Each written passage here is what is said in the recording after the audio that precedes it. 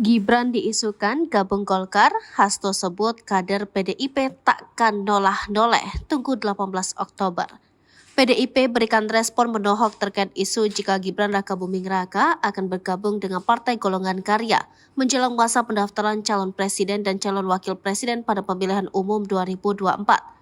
Seperti diketahui, rumor bergabungnya Gibran santer terdengar pada Minggu 15 Oktober 2023, sehari sebelum putusan Mahkamah Konstitusi soal batas usia Capres-Cawapres. Namun, pihak PDIP menanggapi santai dan menyinggung soal ideologis partai. Hal ini dikatakan Sekretaris Jenderal Partai Demokrasi Indonesia Perjuangan Hasto Kristianto. Ia percaya yang namanya kader PDI Perjuangan punya kesadaran ideologis terhadap masa depan, kesadaran terhadap perjuangan partai, semangat gotong royong. Semua tidak akan nolah-noleh, itu yang namanya kader PDI Perjuangan, ujarnya. Hasto mengatakan nanti tanggal 18 Oktober akan ada pertemuan antara dirinya dan Gibran, namun tak ada kaitannya dengan keputusan MK atau isu lainnya.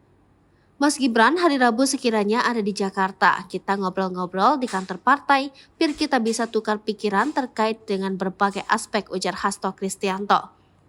Sementara itu, Ketua Dewan Pimpinan Daerah Partai Golkar Sekar Krisnauli Tanjung mengaku telah mengetahui dan mendengar adanya kabar tersebut.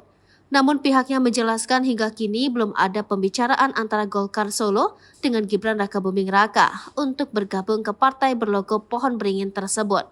Namun ia tidak menampik adanya kemungkinan bergabungnya Gibran ke Golkar. Namun berpindahnya itu akan terjadi di level pusat, sebut saja seperti Rian Ernest atau Ridwan Kamil.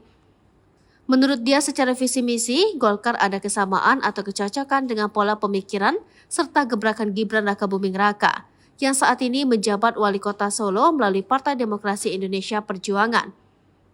Bagi saya, cocok, khususnya fokus Mas Gibran di kota Solo dengan 17 titik prioritas pembangunan.